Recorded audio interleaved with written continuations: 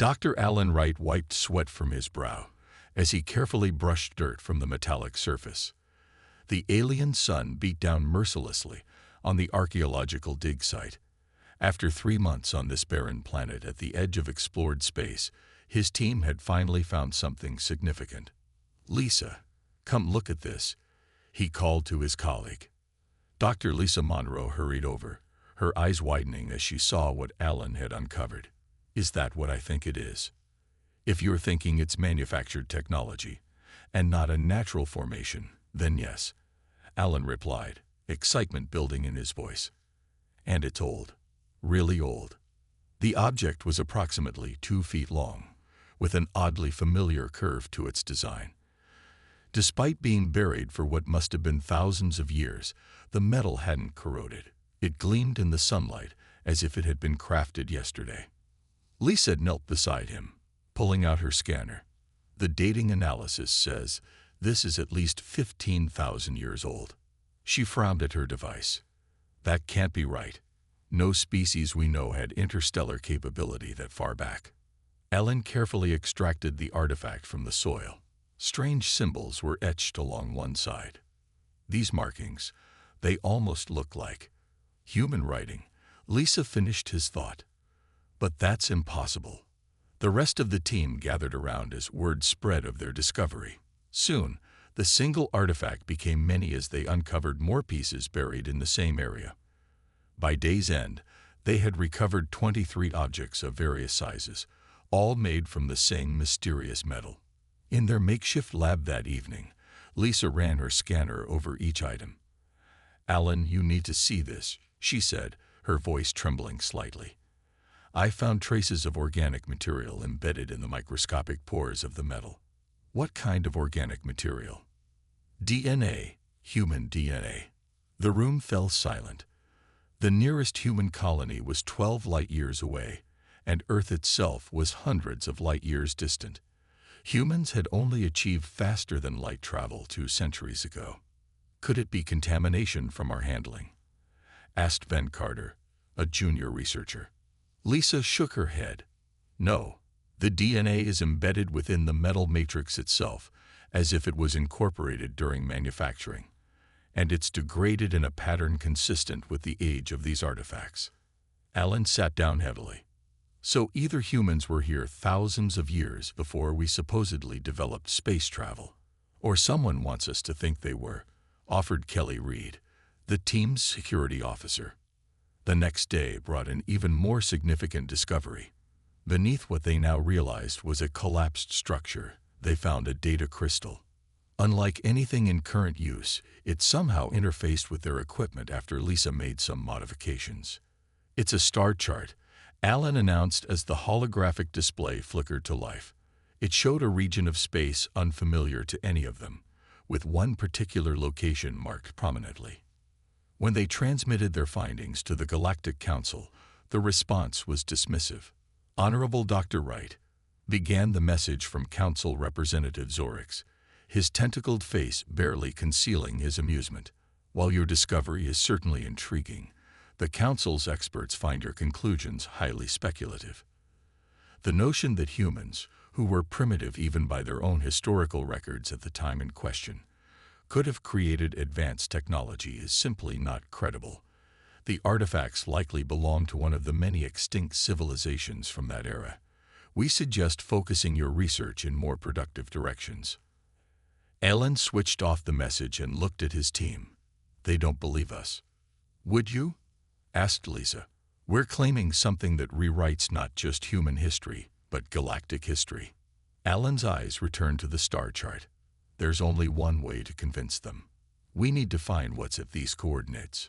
"But that's in unclaimed space," Kelly warned. "The Council won't authorize an expedition based on these findings." Alan smiled grimly. "Then we'll have to find another way." Captain John Harris stood on the bridge of the exploration vessel, Horizon, staring at the star map displayed on the main view screen.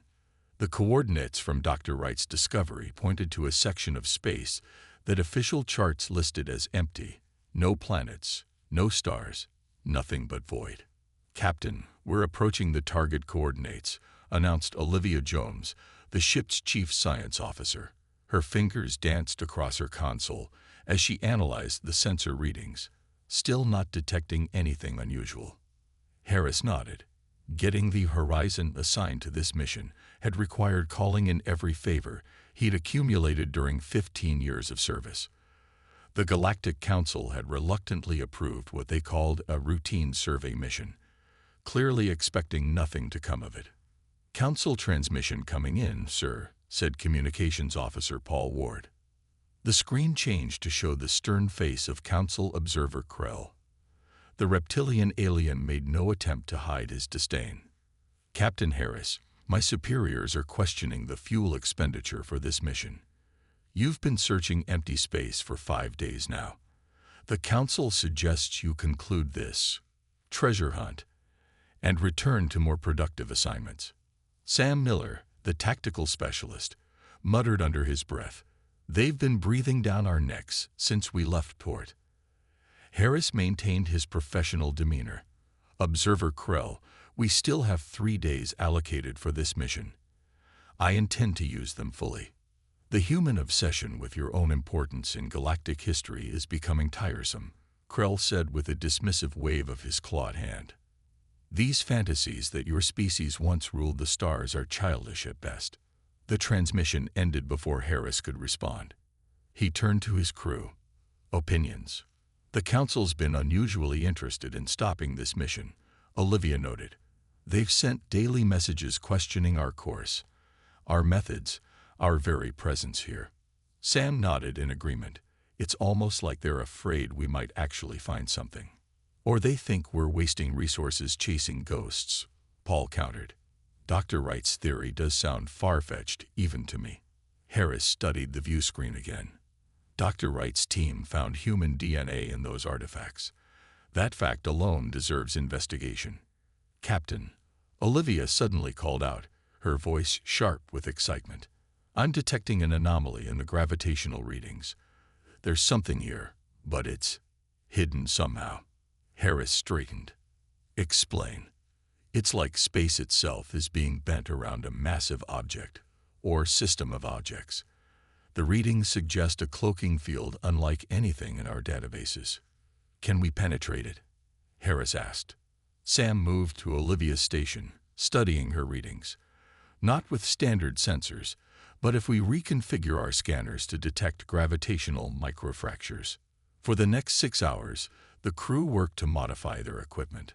Finally, Sam announced they were ready. "Sending out the modified pulse now," he said, pressing a sequence of controls. The view screen flickered, then changed dramatically. Where empty space had been moments before, a star now blazed brightly, with several planets orbiting it. "My God," whispered Paul. "An entire star system, hidden." "Take us in," Harris ordered, his voice steady despite his amazement. "Standard approach." As they moved closer to the system, more details became visible.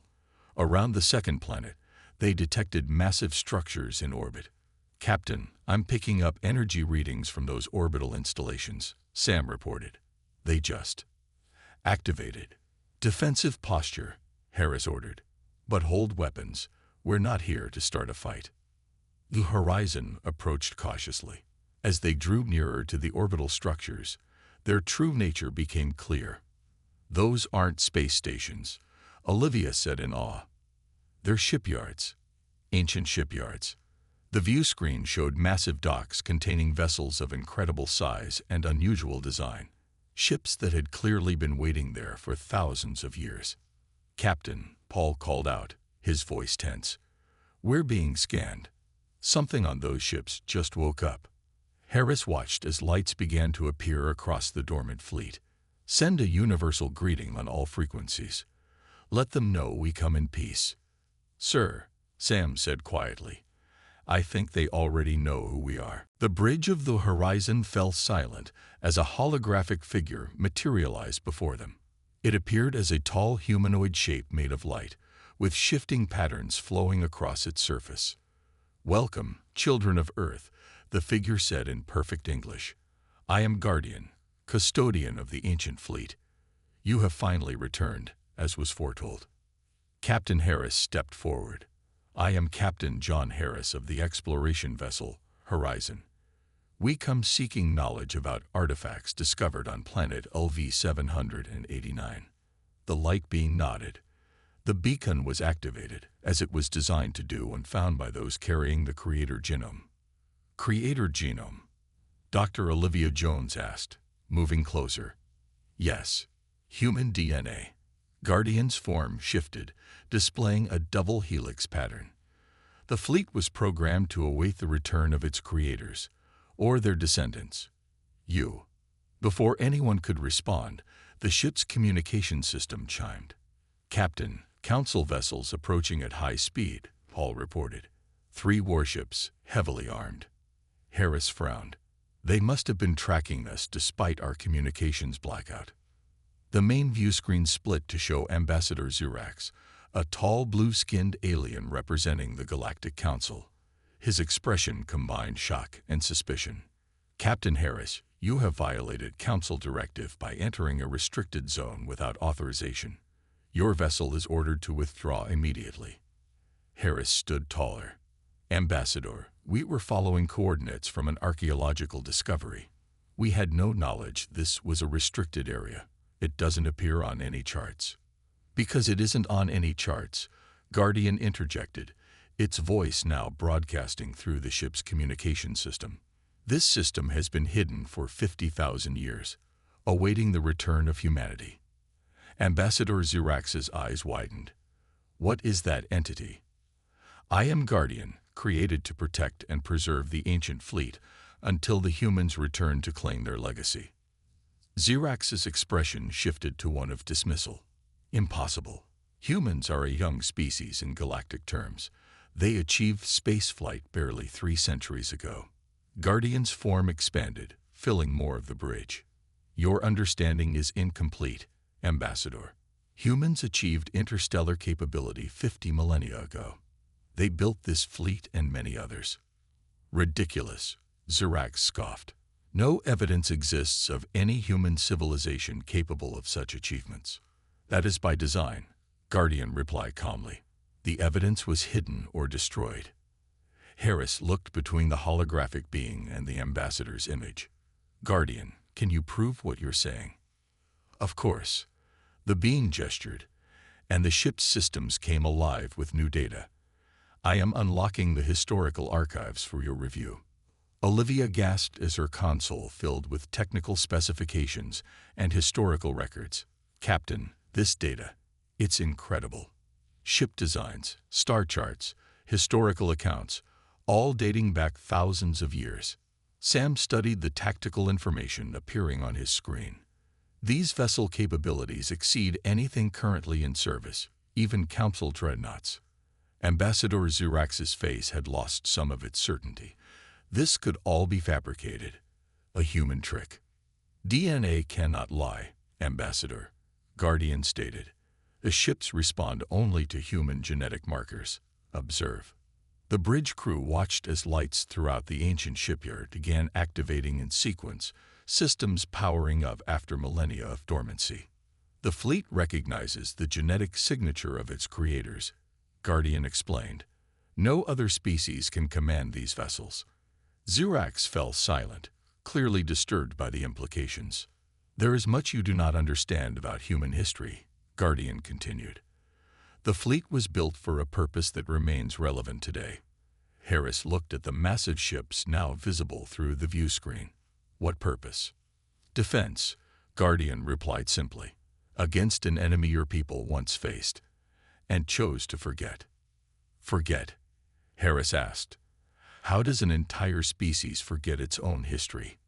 "When remembering means extinction," Guardian answered, "forgetting becomes survival." Ambassador Zurax's expression had changed to one of growing concern. "Captain Harris, the Council must be fully briefed on these developments.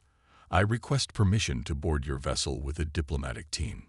Harris nodded slowly. "Permission granted, Ambassador. I think we all have a lot to learn about the past and what it means for our future." The bridge of the Horizon fell silent as a holographic figure materialized before them. It appeared as a tall humanoid shape made of light, with shifting patterns flowing across its surface.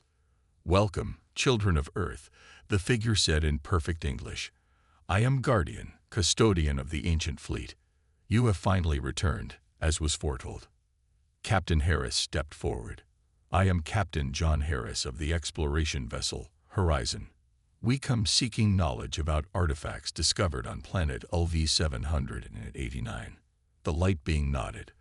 The beacon was activated, as it was designed to do when found by those carrying the creator genome. "Creator genome?" Dr. Olivia Jones asked, moving closer.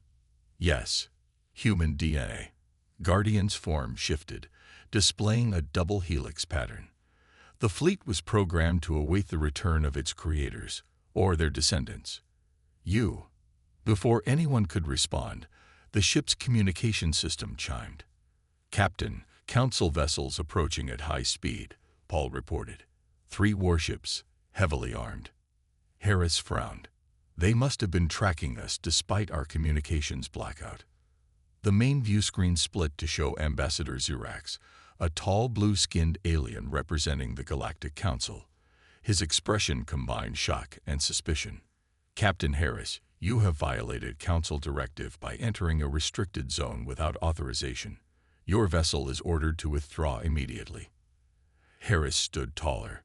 "Ambassador, we were following coordinates from an archaeological discovery. We had no knowledge this was a restricted area. It doesn't appear on any charts." "Because it isn't on any charts," Guardian interjected, its voice now broadcasting through the ship's communication system. "This system has been hidden for 50,000 years, awaiting the return of humanity." Ambassador Xerax's eyes widened. "What is that entity?"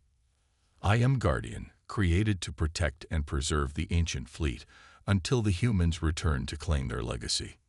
Xerax's expression shifted to one of dismissal. "Impossible.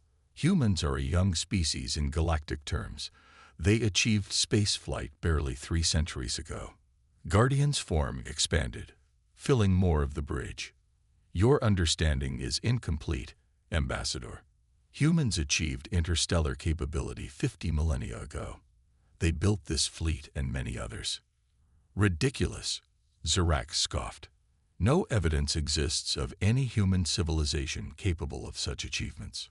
"That is by design," Guardian replied calmly. "The evidence was hidden or destroyed." Harris looked between the holographic being and the ambassador's image. "Guardian, can you prove what you're saying?" "Of course." The beam gestured, and the ship's systems came alive with new data. "I am unlocking the historical archives for your review." Olivia gasped as her console filled with technical specifications and historical records. "Captain, this data, it's incredible. Ship designs, star charts, historical accounts, all dating back thousands of years." Sam studied the tactical information appearing on his screen. "These vessel capabilities exceed anything currently in service, even Council dreadnoughts." Ambassador Xerax's face had lost some of its certainty. This could all be fabricated. A human trick. "DNA cannot lie, Ambassador," Guardian stated. "The ships respond only to human genetic markers." "Observe." The bridge crew watched as lights throughout the ancient shipyard began activating in sequence, systems powering up after millennia of dormancy. "The fleet recognizes the genetic signature of its creators," Guardian explained. "No other species can command these vessels." Xerax fell silent, clearly disturbed by the implications. "There is much you do not understand about human history," Guardian continued. "The fleet was built for a purpose that remains relevant today." Harris looked at the massive ships now visible through the view screen. "What purpose?" "Defense," Guardian replied simply. "Against an enemy your people once faced and chose to forget." "Forget?" Harris asked. "How does an entire species forget its own history?" "When remembering means extinction," Guardian answered. "Forgetting becomes survival." Ambassador Xerax's expression had changed to one of growing concern. "Captain Harris, the Council must be fully briefed on these developments. I request permission to board your vessel with a diplomatic team." Harris nodded slowly. Permission granted, Ambassador. I think we all have a lot to learn about the past and what it means for our future. Ambassador Zurax stood with Captain Harris and Dr. Jones inside what Guardian called the Archive Chamber. The room was deep within the largest structure of the ancient shipyard, a sphere-shaped space with walls that seemed to be made of living light. Beginning historical data transfer, Guardian announced. The walls around them transformed into a three-dimensional display of stars and galaxies. 50,000 years ago, Guardian explained, humans achieved faster-than-light travel through technology that manipulated the fabric of space-time itself. The display showed early human ships, surprisingly elegant in design, spreading outward from Earth. Within 5 centuries, humanity had colonized over 300 worlds across this arm of the galaxy, Guardian continued. They formed alliances with 12 other intelligent species, creating the first galactic federation. Zurax watched with growing disbelief. This contradicts all known historical records. Because the records were erased, Harris said quietly, beginning to understand. The display shifted to show a dark patch spreading through a distant galaxy. 22,000 years into human expansion, sensors detected an anomaly at the edge of known space, Guardian said, a region where stars were simply disappearing. Dr. Jones stepped closer to the display. What was causing it? An entity humans came to call the Void. Neither fully matter nor energy, but something that consumed both. It traveled between galaxies, devouring everything in its path. The display showed massive human fleets engaging with a darkness that seemed to absorb light itself. The first conflicts were devastating, Guardian said. Conventional weapons proved useless against the Void. Entire star systems were lost. So humans built this fleet as a defense, Harris guessed. Yes, after decades of research, humans developed technology that could harm the Void. This fleet represents the culmination of that work. Dr. Jones studied the data flowing across her personal scanner. This technology, it's unlike anything we've seen. Energy manipulation on a quantum level, material science centuries beyond our current capabilities. If humans were so advanced, Zurax asked skeptically, why would they retreat to a single planet and abandon all this knowledge? Guardian's light form dimmed slightly. Because the Void began targeting humans specifically. It somehow recognized them as its greatest threat. The display showed the Void changing its pattern, bypassing other species' worlds to attack human colonies.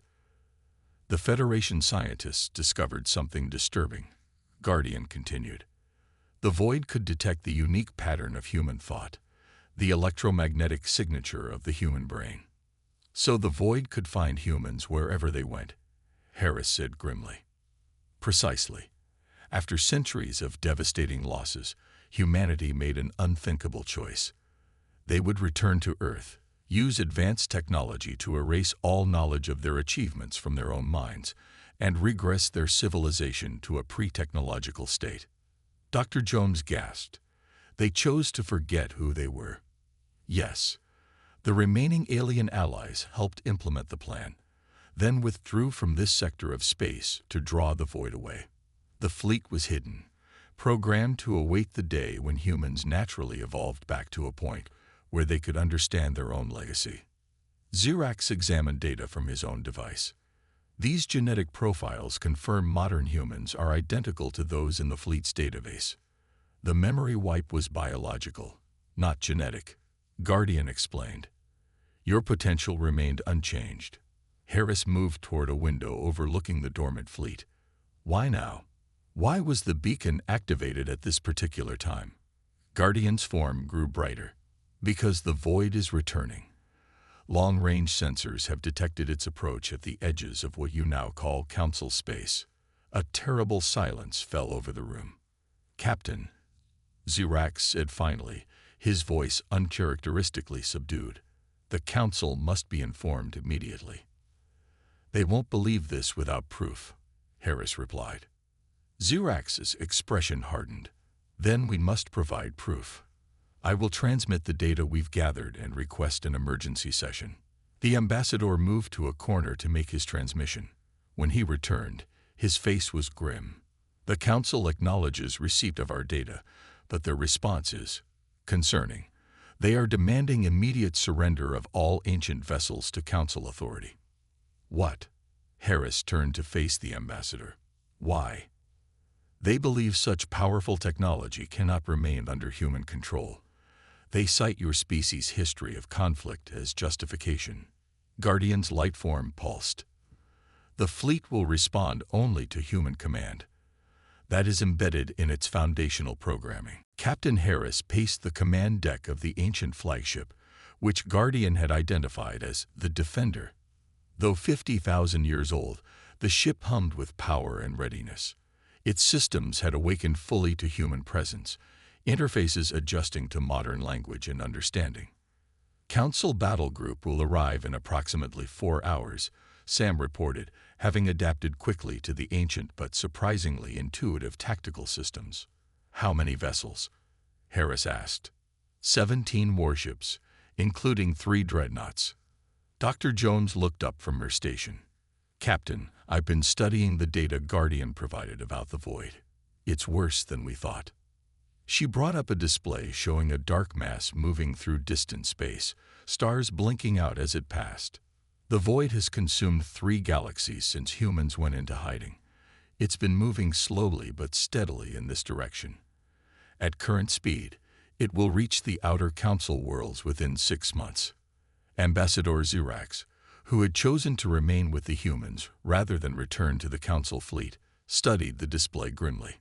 The council believes you fabricated this threat to justify keeping the fleet, he said. They think these are simply recordings, not current data. Harris shook his head in frustration. We've sent them everything Guardian has shown us. Pride. Guardian's voice came from all around them. The council species cannot accept that humans once achieved what they have not. Guardian, Harris asked, can you teach us to operate these ships quickly enough to defend ourselves against the council forces? I can.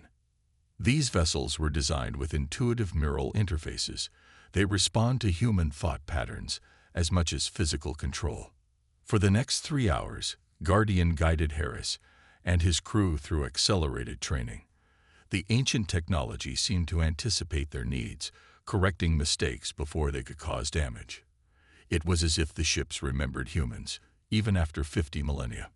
Dr. Jones remained focused on studying the void. Captain, I found something strange in the historical data, she called out. Records show that just before humans implemented their forgetting plan, they launched something toward the void. What was it? Harris asked, joining her at her station. It's unclear. The records call it Project Seed. Whatever it was important enough that they diverted resources from evacuation efforts to complete it. Their discussion was interrupted as alarms sounded throughout the ship. Council fleet has arrived, Sam announced. They're taking up attack positions. The main display showed Council warships surrounding the ancient shipyard. A communication request flashed on the screen. Harris nodded to Paul, who opened the channel. The stern face of Council Admiral Dresch appeared. This is Admiral Dresch of the Galactic Council Defense Force. You are ordered to power down all systems and prepare for boarding. These vessels are now under Council jurisdiction. Harris stepped forward. Admiral, we've provided evidence of a threat that concerns all civilized worlds. The void is real, and it's approaching Council space. Your fabricated threat does not concern us, Dresch replied coldly. What concerns us is humans possessing weapons of this magnitude. Your species' history of warfare makes you unsuitable guardians of such power. Before Harris could respond, Dr. Jones called out urgently, Captain, I'm detecting a massive energy distortion at the edge of this system. All eyes turned to the secondary display, which showed a patch of space beginning to darken unnaturally. Guardian, what is that? Harris demanded. Guardian's voice held a note of what almost sounded like fear. The void has accelerated its approach. The activation of the fleet must have drawn its attention. That's impossible. Zirax whispered. The data showed it was months away. The data was based on its previous travel speed. Guardian explained. It can move faster when motivated. Harris turned back to Admiral Dresch, whose face now showed confusion at the commotion on the human vessel. Admiral, look at your long-range sensors. The threat we warned about isn't months away. It's here. Now. The Admiral's expression shifted as someone off-screen spoke urgently to him. What trickery is this? He demanded. Not trickery, Admiral, Harris said grimly.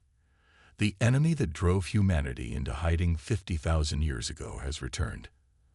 And right now, these ships are the only weapons that might stop it. The darkness at the edge of the system grew like an oil stain spreading across fabric.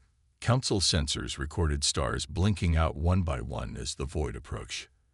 Admiral Dresch's face had lost its arrogance, replaced by growing horror. What is that thing? He asked, his earlier hostility forgotten. Exactly what we've been trying to warn you about, Harris replied. The void consumes everything. Matter, energy, even light itself.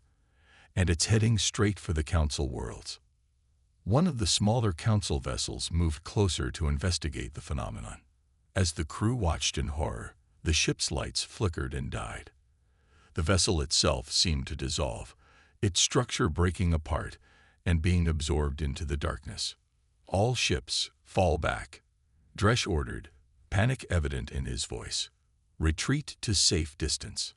Harris turned to Guardian. Can these ships really fight that thing?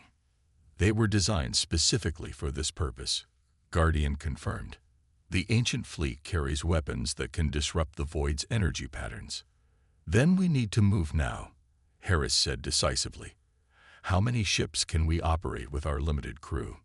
3 vessels can be managed with minimal crews, Guardian replied.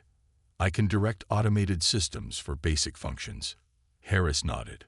Dr. Jones, you'll command the Horizon. I'll take the Defender. Sam, you have the technical expertise to handle the 3rd vessel. The Spear, Guardian supplied. Admiral Dresch's voice came through again. Captain Harris, I'm receiving emergency orders from the Council. They're ordering us to support your efforts against this threat. Harris exchanged glances with Zirax, who nodded slightly. We welcome your assistance, Admiral, but your weapons will be ineffective. Position your ships to evacuate civilian populations from the nearby systems if we fail. Within minutes, the 3 ancient vessels detached from their docking stations. Despite their age, they'd moved with surprising grace, their hulls gleaming as if newly built. All ships, form up, Harris ordered. Guardian, activate the defensive systems you described. The 3 ships began to glow with a strange energy that wasn't quite light. It seemed to bend space around them, creating a barrier against the void's influence. Weapons charging, Sam reported from the Spear. I've never seen readings like these. The power levels are off the charts. The ships draw energy directly from subspace, Guardian explained, a technology your people have yet to rediscover. The ancient vessels approached the void cautiously. The darkness seemed to sense them, changing direction slightly to move toward them. It recognizes these ships, Dr. Jones observed from the horizon. It remembers them as threats. Good, Harris replied grimly. Let's remind it why. Harris felt the ship's neural interface connecting more deeply with his thoughts. The Defender responded to his intentions almost before he consciously formed them. He guided the ship in a flanking maneuver as the Spear moved to the opposite side, with the Horizon holding position between them. Fire pattern Alpha, Guardian instructed. All 3 ships released beams of energy, unlike anything the watching Council fleet had ever seen. The beams weren't weapons in the conventional sense. They didn't destroy matter, but instead seemed to restructure space itself where they touched the void. The darkness recoiled, its expansion halting momentarily. Then it surged forward again, tendrils of nothingness reaching toward the ancient vessels. Evasive action, Harris ordered as one tendril lashed toward the Defender. The ship responded instantly, moving with impossible speed. Even so, the edge of the tendril grazed the ship's energy shield, causing alarms to sound throughout the vessel. Shield integrity at 82% from just that glancing contact, Sam reported. This thing is strong. Pattern beta, Guardian advised. The ships regrouped and fired again, this time creating a triangular pattern of energy that connected all three vessels. The void seemed to shrink away from the energy field, its darkness compressing. "It's working," Dr. Jones exclaimed. "The void is contracting." From the Council flagship, Admiral Dresch watched in amazement. "Impossible," he whispered. "Those ships are actually pushing it back." For several tense minutes, the battle continued. The ancient ships moved in perfect coordination, their energy weapons forcing the void to retreat further with each carefully orchestrated attack. Finally, the void began to withdraw, pulling back from the system entirely. "Is it running away?" Sam asked incredulously. "No," Guardian replied. "It is regrouping. This was only a small extension of its full mass. The true threat remains."